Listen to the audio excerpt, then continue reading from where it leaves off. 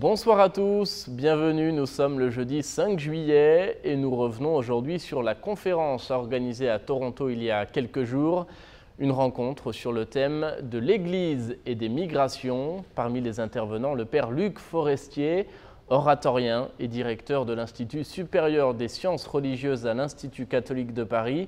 Nous l'avons rencontré en marge de ce colloque, il répond à nos questions.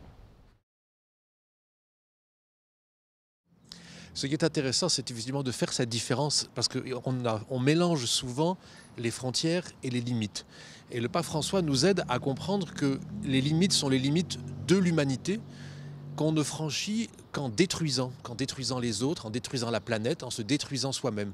Donc les limites, c'est le fait que nous sommes à l'intérieur d'un monde limité, nous-mêmes nous sommes limités. Par exemple, nous sommes ou bien hommes ou bien femmes.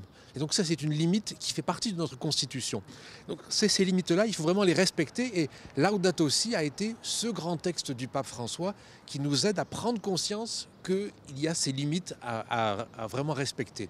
Tandis que les frontières, elles, ce sont des constructions artificielles, nécessaires, mais artificielles, qui séparent les pays les uns des autres. Dans le continent nord-américain, par exemple, les frontières sont manifestement artificielles, parce qu'on a tiré des lignes droites sans tenir compte ni des rivières, ni des forêts. Donc on voit bien que ce sont des lignes artificielles qui nous aident à gérer la vie publique sur un espace limité. Et ces frontières, elles, on peut les traverser. Ce n'est pas obligatoire, on peut vivre dans un seul pays toute sa vie avec fécondité, mais on sait très bien que si l'on traverse des frontières, si l'on va voir ce qui se passe de l'autre côté, eh bien on découvrira des nouvelles choses, on découvrira même un peu mieux qui nous sommes nous-mêmes. Donc il faut vraiment, à mes yeux, faire la différence entre les frontières et les limites. Il faut respecter les limites, mais on peut traverser les frontières. En fait, le pape François a employé 4 verbes qui sont très importants dans son message et qui disent bien accueillir, promouvoir, protéger et intégrer. Donc les 4 verbes sont très très importants parce qu'on dit bien qu'il faut d'abord et avant tout accueillir, qui est le premier geste que nous faisons quand nous rencontrons quelqu'un. Mais bien sûr, il y a aussi protéger parce que dans le monde dans lequel nous vivons, il y a d'immenses violences qui sont à l'œuvre, à la fois économiques, politiques, écologiques, et que donc il faut de ce point de vue-là prendre en charge préférentiellement ceux qui sont les plus fragilisés par le monde dans lequel nous vivons. Et ces personnes fragilisées sont parfois dans nos propres sociétés.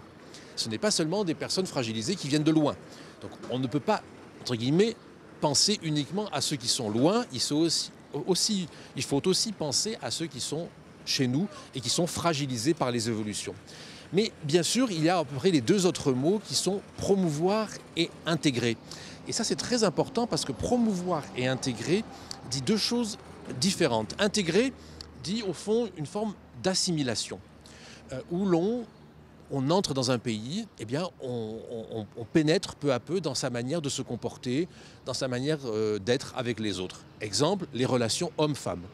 Nous sommes dans des sociétés où l'égalité juridique entre hommes et femmes est acquise et, à mes yeux, très très importante. Donc ça, il faut l'accepter. Voilà. Mais il faut de l'autre côté aussi promouvoir. Ça veut dire promouvoir ces réalités culturelles dont nos frères et sœurs qui viennent d'autres pays sont aussi porteurs. Et du coup, promouvoir, c'est aussi accepter qu'ils viennent avec d'autres manières de faire. De sorte que ce n'est pas simplement une assimilation, mais c'est plutôt une rencontre. En réalité, l'intuition fondamentale du pape François, c'est que quand on parle de migration, il ne s'agit pas de parler de chiffres, il ne s'agit pas de parler de faits théoriques, il s'agit de rencontrer des hommes, des femmes, des personnes âgées, des handicapés, des enfants, rencontrer des personnes. Et puis, sachez enfin que le pape a nommé ce jeudi un nouveau préfet à la tête du Dicastère pour la communication. Il s'agit de l'Italien Paolo Ruffini, âgé de 61 ans, journaliste depuis 40 ans. Il était jusqu'à présent directeur de la télévision de la Conférence des évêques italiens. Voilà, c'est la fin de cette émission. Merci de l'avoir suivi. Je vous souhaite une agréable soirée. À bientôt.